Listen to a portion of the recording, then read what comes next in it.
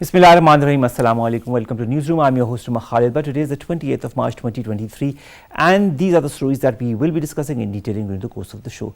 We'll begin, ladies and gentlemen, with the Indian handling, or rather mishandling, of its arms and missiles. Is this proving to be a threat for India as well as other countries in the region, especially Pakistan? We all remember the BrahMos incident that happened some time back, and this is another incident of 3 missiles that have been misfired during an exercise in western Zalmay region of Rajasthan.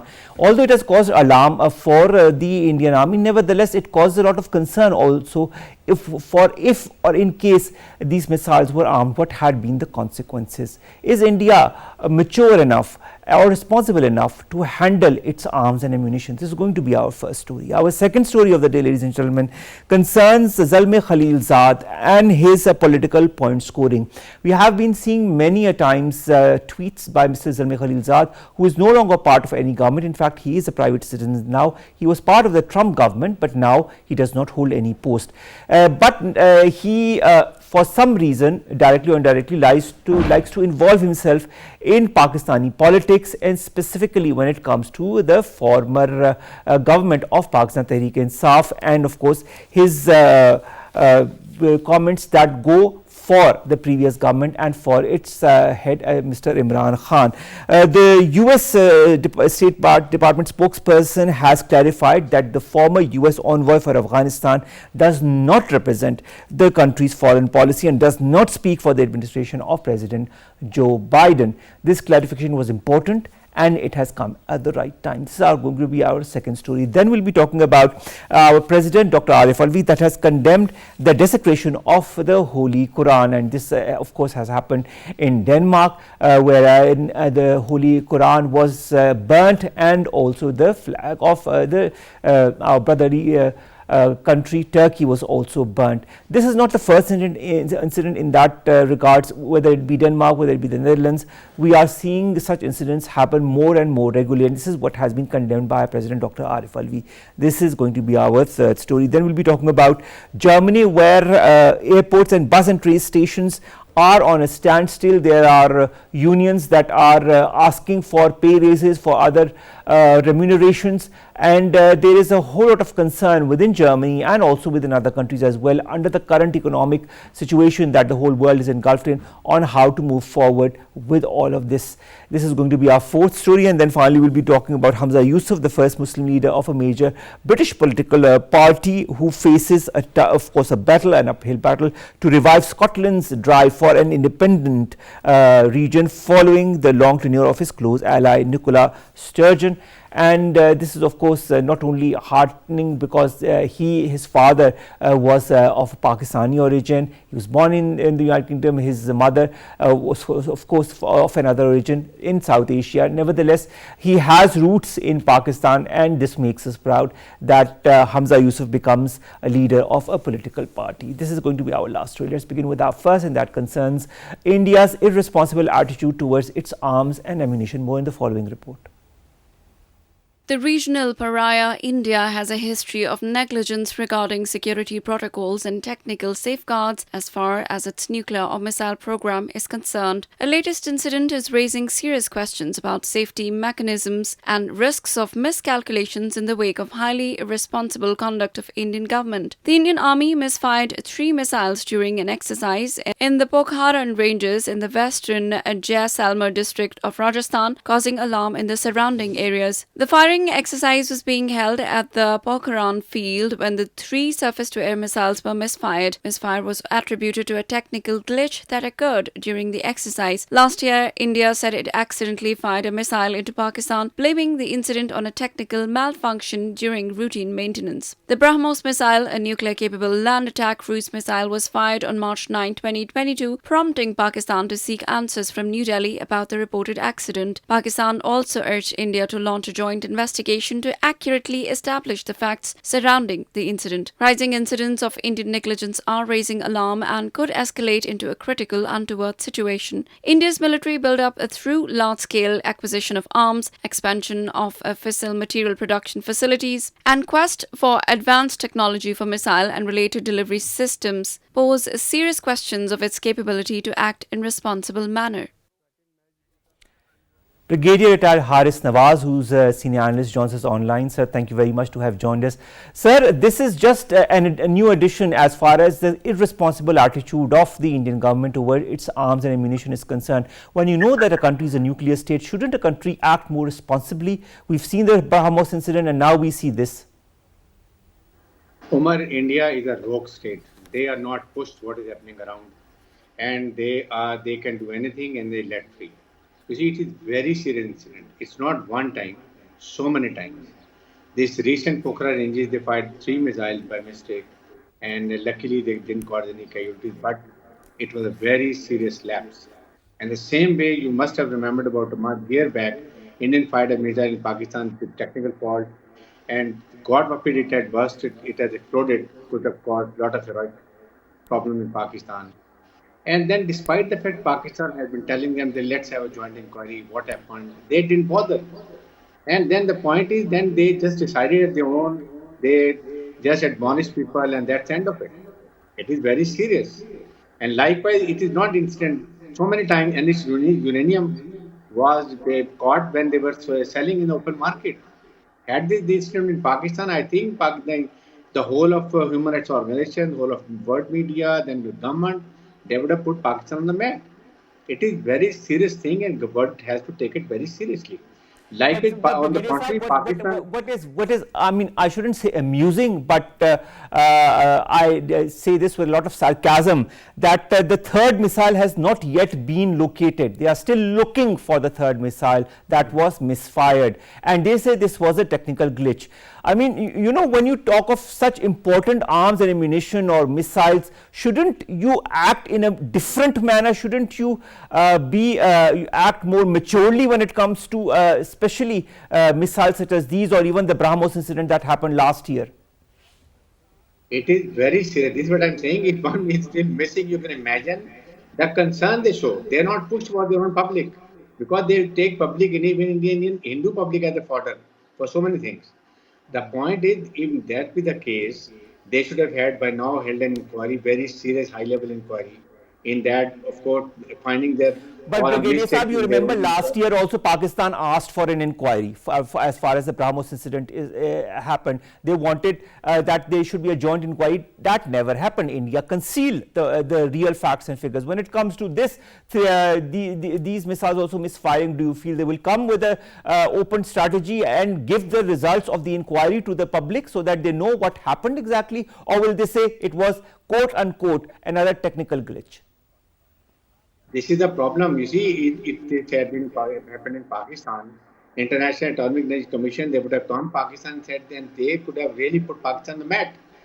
But because of their interest in India, then not only trade, but they have interest of using as per Indian as proxy against in China. Then of course they want South China Sea. They were 2+2 group made. They have made so many groups. So the problem is now the world must realize Indian government is not pushed at all because nobody make them accountable and answerable. This is the issue. Otherwise, they should have held inquiry. Pakistan had requested them that we want a joint inquiry. In that, our people should come and hold inquiry right open and very free and fair, and then see who is responsible. But then they just had just brush aside, whitewash. There was nothing happened, and I think one individual dismissed. Likewise, now just imagine one missile is missing and they are not doing anything. This is what is very serious. Then three, four times NH uranium was leaked. It was being sold in the market and it was caught. There was no action about it. So I think for that Pakistan has to take very serious action. Pakistan has to take a lead. They have to go to the International Atomic Energy Commission, talk to the world powers that we take it very seriously. If that cruise missile had exploded in Pakistan, imagine what would the result would have been. Pakistan would have gone Brigadier in Haris emergency Nawaz, I'd and like they to could have also done anything. understand. I'd like to also understand, Brigadier Haris Nawaz. Do you feel India has a safe command and control system? Do you feel it is safeguarding that command and control system for its arms and ammunition, specifically for its nuclear arms and ammunition? Because I'm sure it must have targeted many a missile towards Pakistan. What if tomorrow anything goes wrong and they again put the blame on a technical glitch? This is what I'm saying. Pakistan has to tell to the International Atomic Energy Commission, Americans, European Union, that there has to be some check and balance. The command and control system has to be very foolproof particularly in strategic assets. Pakistan command and control system is so modern and so safeguarded that even American, European, they confirm that it is the best in the world. And recently, yesterday, you must have seen their Michael CENTCOM commander. He has said that we have no worries, it is very in safe hands because Pakistan military is very clear about it. So, in that context, I say that the world has to come forward. Pakistan must show their concern within their region also. It is China and Russia. Both are nuclear powers, both are the permanent nuclear members of the United Nations. That's why I say that Pakistan must tell them it is a nuclear flashpoint. If that bomb had exploded in Pakistan, Pakistan could have retaliated in the same manner. And that is what we have told them.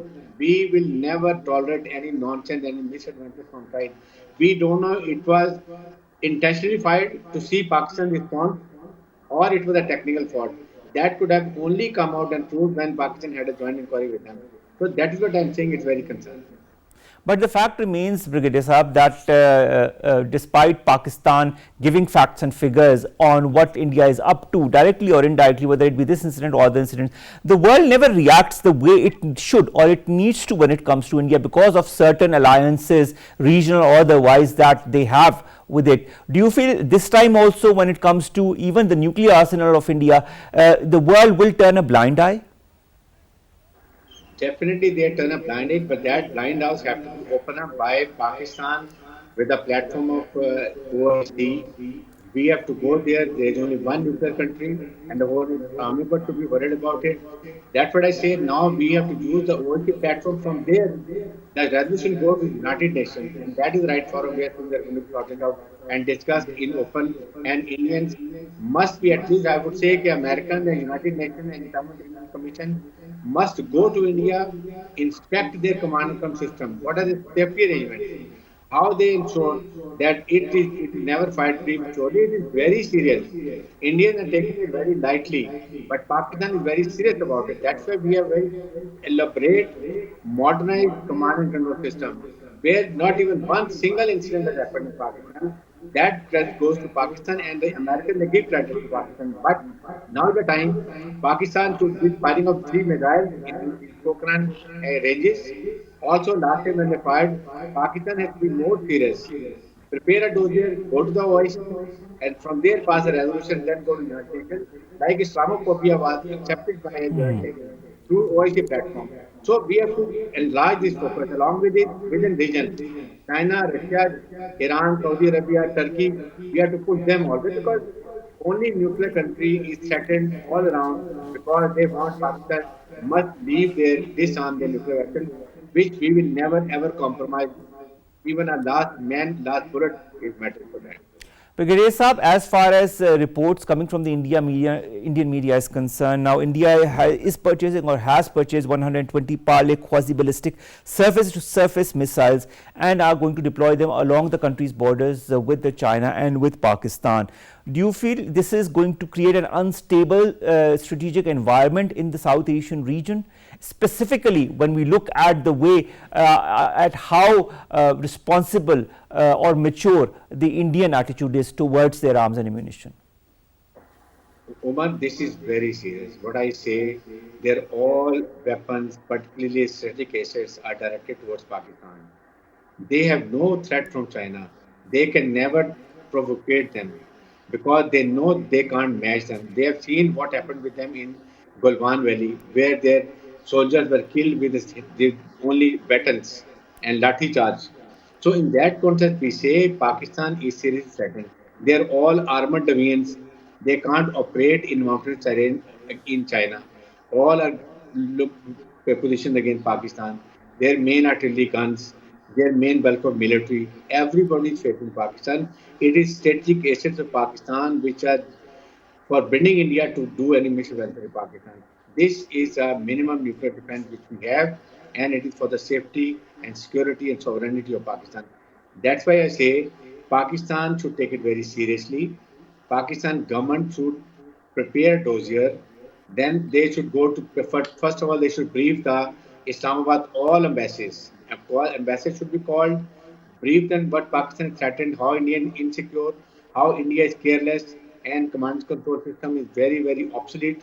It could cause any damage, which can cause a nuclear war between the countries. That's why I say from here, then we build up, go to the OIC, and then when we go to the United Nations and make a permanent solution. At least put the things on record so that tomorrow anything happens, Pakistan said this is what we have been telling you. But Pakistan, sir, with due respect, has already, conveyed the message to the necessary quarters. It has also in the past highlighted this incident with the BrahMos missile incident to all the important global world powers as well. Now we are also hearing of the Indian army talking of creating a space force for its army. Do you feel this is not going to add to the strategic imbalance within this region that is already not properly, there's no proper equilibrium because of the additional sales of arms and ammunition to India, whether it be from Russia, whether it be from other countries in the world? Omar, it is a big imbalance. Let me tell you, even now it is a big imbalance. They are getting weapon and ammunition from Russia, they are getting from France, they are getting from European Union and USA. And they are spending $14 billion and they are still purchasing it. Again, they are spending more money to get 100 more aircrafts. But the problem I always say it is the man behind the machine. They had the courage, they should be trained and battle hardened, which Pakistan Army has. But the only thing is our neutral assets, strategic assets, forbid India to go for any misadvantage. No, apart from that, a battle hardened army, we have told them 27th February 2019, then if they came to Pakistan, how we treated them, how we brought down their two aircraft, and the word note, and then their propaganda and so many things. So we are, our armed forces are 24 hours taking care of our territorial boundaries and space also. But we are foreign office, they have done a lot.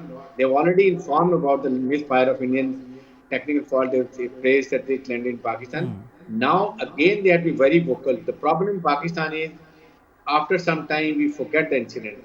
We have to keep following it. How it is being taken by the Europe, why it is taken by the OIC, and then what is happening in United Nations. So that things are brought on record.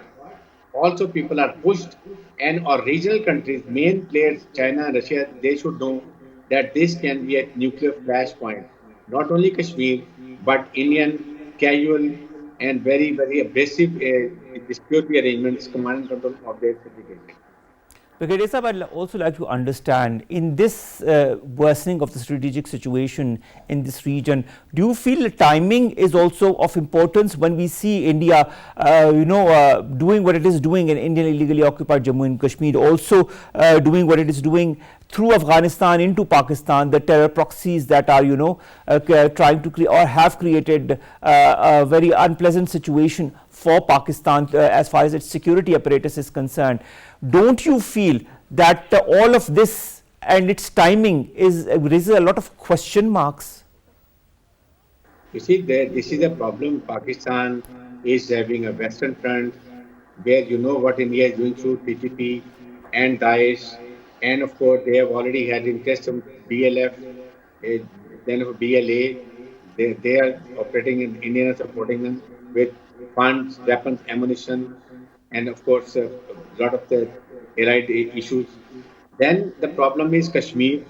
What India is doing Kashmir, total demographic changes, total their businesses are being spoiled. Kashmiris and Indians are being brought over there, and they are getting buying property.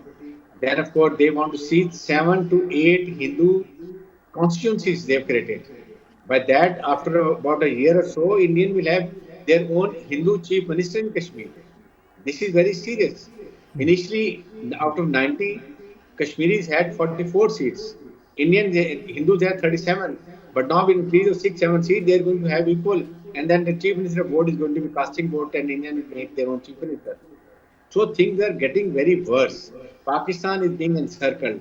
Our military, our foreign office, they are doing their best of job, whatever is possible, they're doing it. But the point is, along with this, we have to knock the doors of OIC and to the United Nations that Pakistan is facing serious threat. Its political situation is very uncertain. Economic situation is not bad. But even then, one thing for sure, India can never look towards Pakistan because our military is battle hardened, they are fully trained, they know what India can do. We have already done a lot of exercises, we know how we have to respond, and then our strategic assets, our nuclear technology is much, much better missile technology than Indian. Indian, every inch of the area is covered by a missiles. I hope Indian know it. So in that context, I say now is the time. It is better than Indian sense should prevail. They must cancel 370 or 35A. Then Pakistan is there to negotiate. Pakistan can sit with them. But Pakistan can that, control them. with due respect again, Brigadier Sahab, I don't see happening because the Indian point of view, as far as this is concerned, is quite rigid. Now, also last month, the Indian defence budget has been increased by 13% from last year. Why are the Indians increasing their defence budget? Don't you feel that it undermines all the progress or all the efforts that are being made by other countries in the region for peace? Omar, Indians are very coward. They are very, very crooked. They create a situation with China on Ladakh sector. They have border skirmishes. Then they get beaten up by Chinese, and then they create hue and cry that we have a threat from India. And then they start accumulating weapons and ammunition, buying ammunition, increasing defense budget. They even tell the public that they have a threat. On that pretext, they increase the budget. Then they buy weapon ammunition from Russia. They buy weapon ammunition from European Union, France, and USA. So they are planning, and then of course South China Sea. India, Americans using as proxy against China and South China Sea also. So in that context, they are accumulating and mustering all the weapon ammunition, which is very serious. Pakistan has to go out on forefront.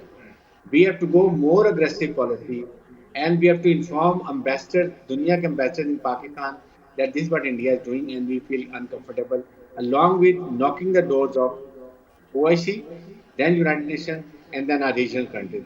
They must be in picture what is happening Pakistan, how much being encircled, but still telling them we have a very elaborate defensive system. India cannot enter in a landscape, even on air. For that, we are always ready.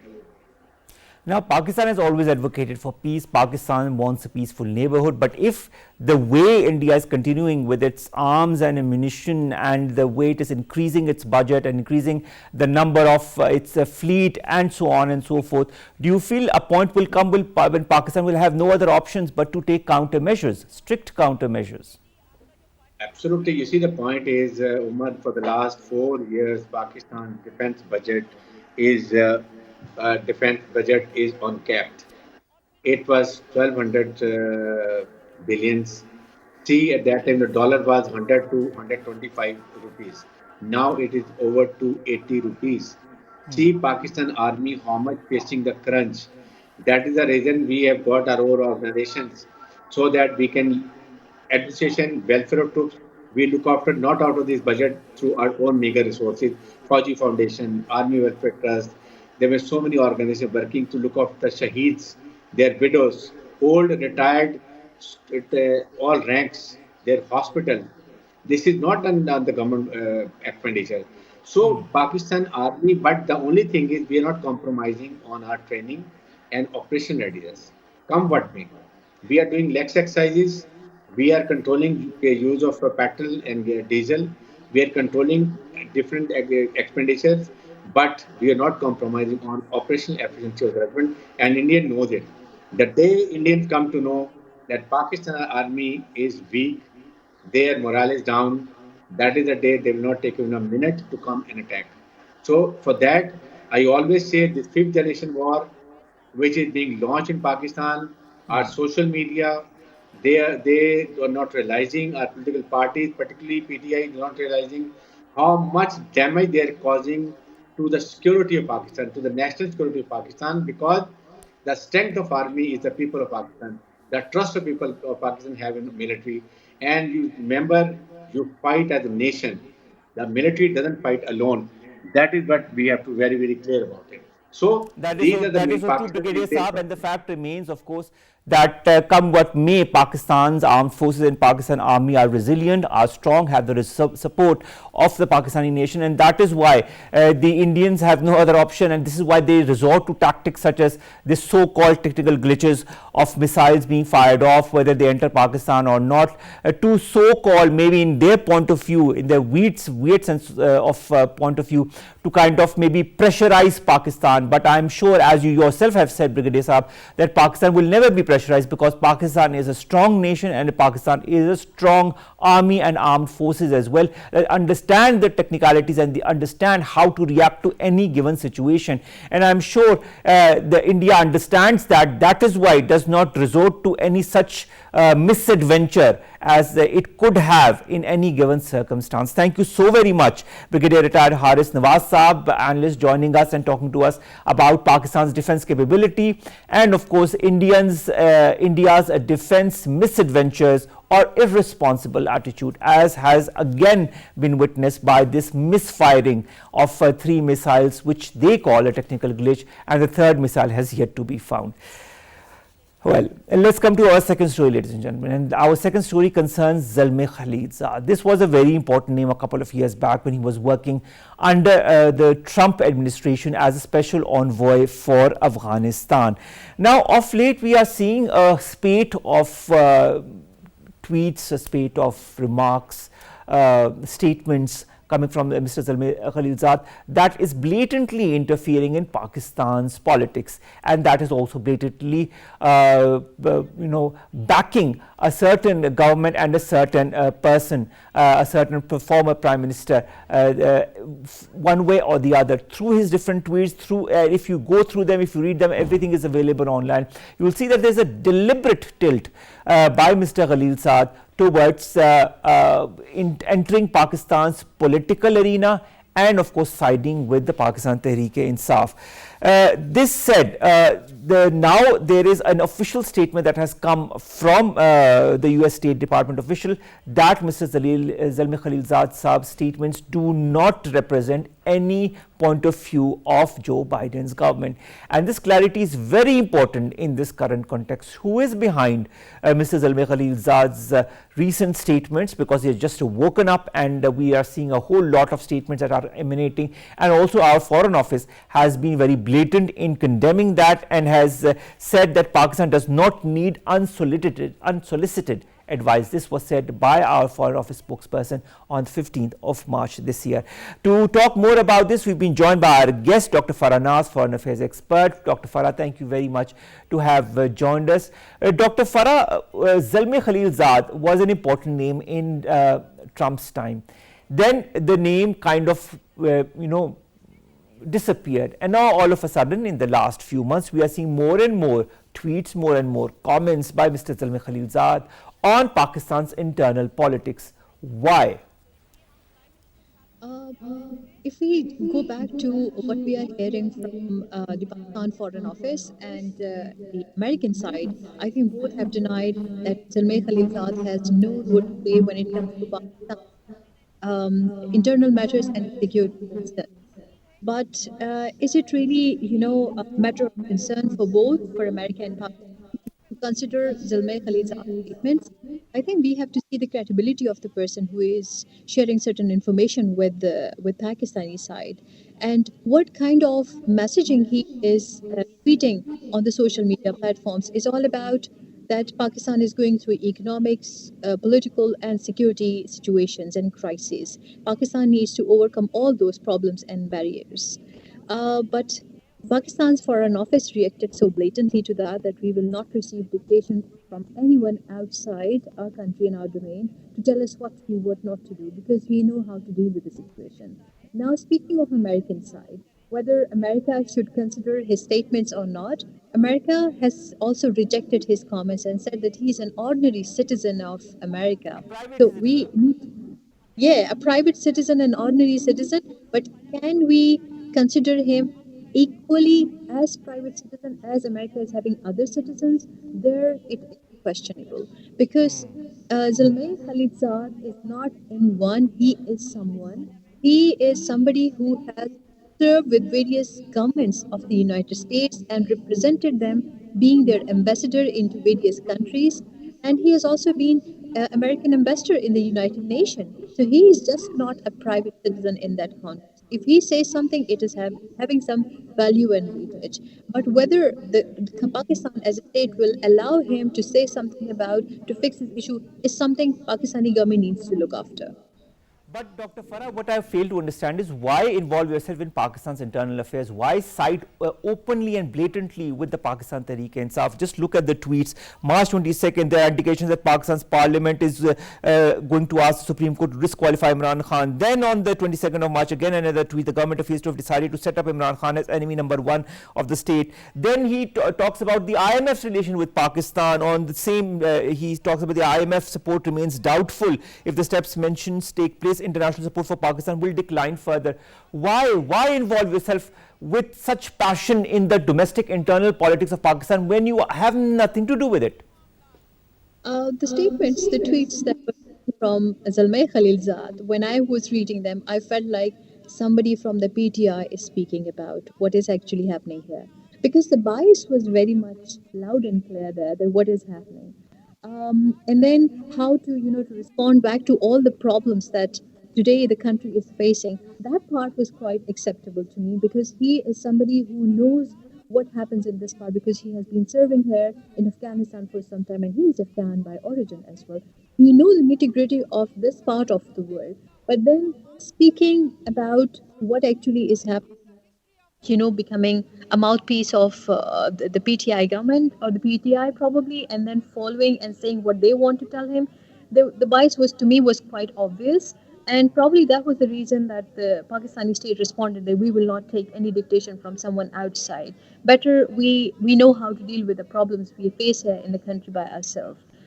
Why he did that? This is a very big question to ask. That really he is interpreting the situation in such a way that today whatever we see is that we have to solve the problem and go for elections. Of course, Pakistan is a democratic country. But the problem is, Dr. Farah, who is he to give us a date for the elections in Pakistan? Who is he to tell us what Exactly. issues Pakistan is confronted with and how we need to deal with it? This is our internal problem, our domestic problem. And if we need advice from the Americans, we will ask whosoever the government officially wants to ask from. We will not resort to such comments. This is so strange, and this comes at a very strange time in Pakistan's political arena as well. I completely agree that who is he to tell us, or we will not allow anyone, if it is Zalmay Khalilzad or if it is someone else, we will not allow anyone to dictate us what to do. And today, when we are not accepting big powers, their stakes here, how can we let someone's personal opinion and then take decisions according to that? So no one has the right to say anything and to dictate us what to do, what not to do.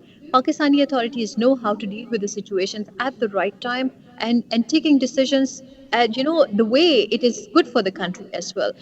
We are here not denying the fact that Pakistan is not facing political, economic, and security concerns. Yes, we do face it. And we are struggling with how to resolve the issue.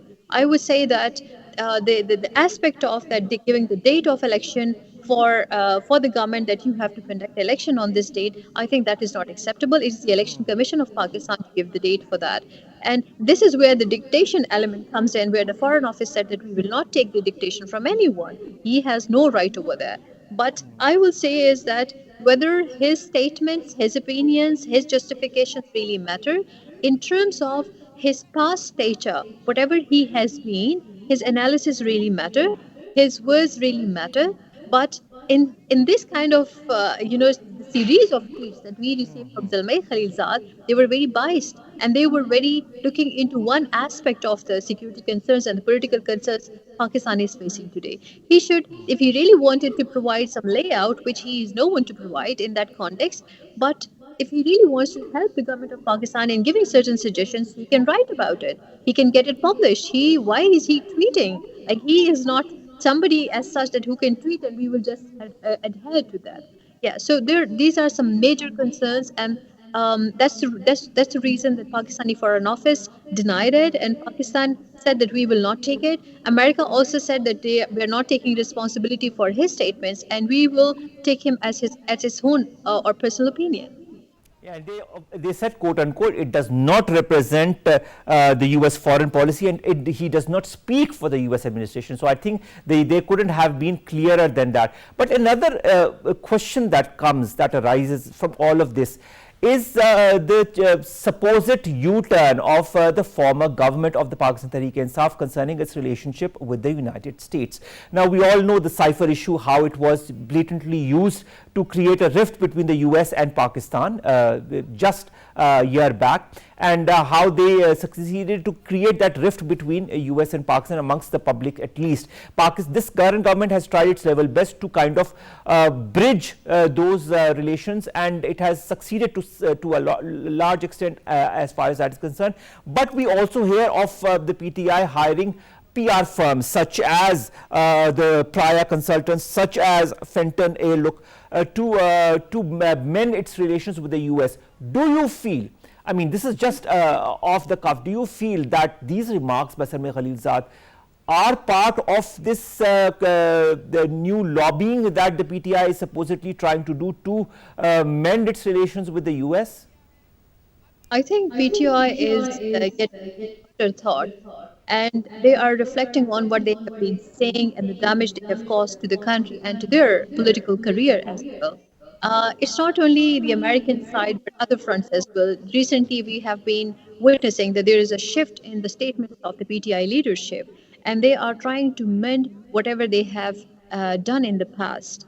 So, the way Zalmay Khalilzad came to the front could be a reason, God knows. With time, we will come up with certain kind of facts and figures of what actually happened and why, out of the blue, Zalmay Khalilzad tweeted about the current situation in Pakistan. Maybe God knows that somebody from the PTI side approached and tried to resolve the issue between America and the PTI party. So they probably are trying to Put the resolve. current government in a bad light one way or the other, directly or indirectly, through meddling into Pakistan's internal affairs, and that is what Mr. Zalmay Khalilzad has exactly done. But of course, the fact remains that the damage that was caused to Pak-US relations was quite prominent, and it is only through the efforts of Mr. Bilawal Bhutto Zardari Saab and other important leaders of this current government that there is a renewal of ties between the US and Pakistan. But do you feel that such comments coming from somebody who used to be important in the previous US government could cause a rift, could cause an issue with Pak-US relations, or do you feel now with the statements coming from the Pakistan Foreign Office and the US State Department as well, all is in the clear? Omar, one thing is that Zalmay Khalilzad is man of the US administration. At the moment, Biden administration is denying that these statements are coming from a private citizen of America. But we all know he is not just the private citizen of America. He is someone who has the authority to say something, to comment on something, and to suggest something. He is not just any XYZ. So whether Zalmay Khalilzad coming up with such kind of statements will lead towards a rift between Pakistan and American relationship, I will say no, because he cannot just say it without approval or without getting a nod from some authorities over there. This is my personal opinion. So to me is that whether it can lead towards a rift between the two, I would say no, because it's something already planned. And whenever American administration does something, they plan well ahead of that. It just does not happen randomly. So if they're involved in all of this, they would have planned about it, how to do it and how to go about it, probably putting, a stamp on when the PTI government was saying at that time when they were in the government, they were talking about that there is an involvement, a controversy or US interference into all of that. So probably a sort of, to flash that side one more time and to flash it up that if this has happened, whatever Pakistan is going through, there is a strong hand of American presence here in the policy domain and all of that. But why? Again, through this trying to create a rift between the US and Pakistan, directly, indirectly to some extent, but I think the statements from both the sides are quite clear as far as that is concerned. Now, Defence Minister Khalid Asif Saab, also Dr. Farah, has said that these are the people, quote unquote, who are issuing statements in Imran Khan's support from outside the country. He has also, our Defence Minister has also questioned why Zalmay Khalilzad has not spoken on the atrocities committed against the people of Palestine and Kashmir? This is indeed a huge question, isn't it? Pakistan is on the agenda of all, the superpower and all the key stakes in today's world politics. And Palestine has never been on the agenda. Palestine is somebody who is always in the back burner. And same is the Kashmir issue. So nobody talk about them. Nobody try to, to associate themselves with some states which are no more relevant into the international system. Pakistan is highly relevant because we are neighbored with India, we are neighbored with China, and there's a lot happening these days which we are coming up with. There is a deal taking place between Iran and Saudi Arabia. There is, a realliances in the Middle Eastern countries where China has a very significant role. So Pakistan is not a country which can easily be, denied its presence and all of that. Pakistan is very much relevant. That's why Zalmay Khalilzad came up all the way, which he never have done it in the past. And he came up and he said, oh, Pakistan is going through so much so, and Pakistan needs to resolve its problems. Dr. Farah, this is something that is so amusing to me, is that why didn't he talk about when he was in an official post? He has never criticized or never meddled in Pakistan's internal politics when he was part of Trump's government. But now he feels free to say whatever he wants and indulge himself as much as he can, as intensely as he can into Pakistan's internal affairs. And these are Pakistan's internal affairs. When you wear hat a particular organization, you cannot speak the way you want to. And even if the organization and the department wants you to speak on a specific agenda, they do not allow you to be very open and blunt about it.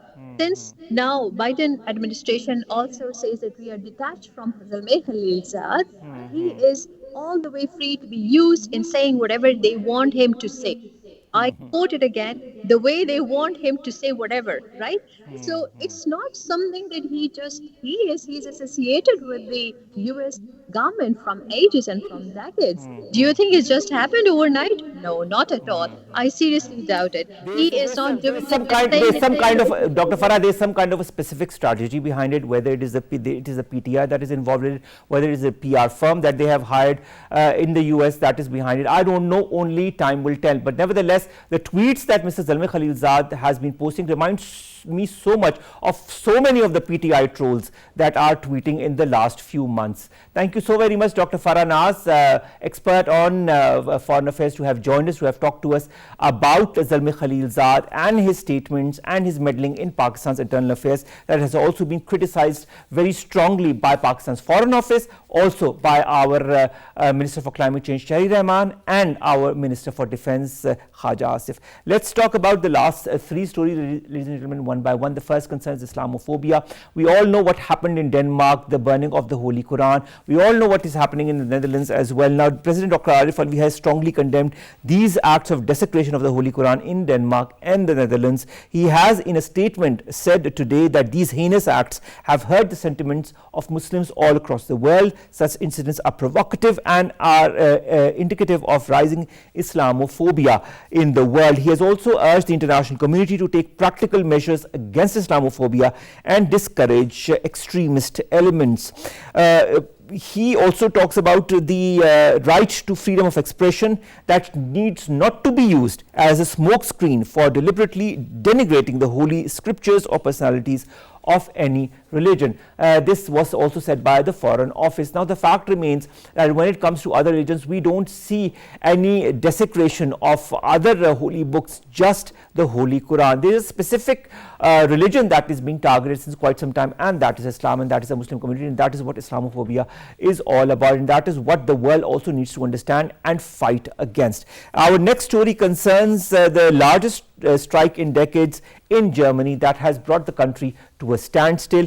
Protests have hit major European economies as higher food and energy prices have dented its living standards. You know, it's a global thing that the economies across the world have been hard hit by the different issues, whether it be the Russia-Ukraine conflict, whether it be climate change and others, and that has created a dent in the economies of many countries. We all have seen the protests that emanated in France some time back that became quite strong, and it is a huge challenge for Emmanuel Macron's government as well. And now we are seeing this in Germany, where airports and bus and train stations across the country have been at a standstill on Monday. It has has caused disruption for millions at the start of the working week during one of the largest walkouts as Europe's biggest economy reels from inflation. There have been talks between the biggest unions and the German government as well. The unions are asking for increase in pays, are asking for other commodities that need to be given to the workers. But the fact remains that a lot of economists are also raising the question of what kind of a positive or negative effect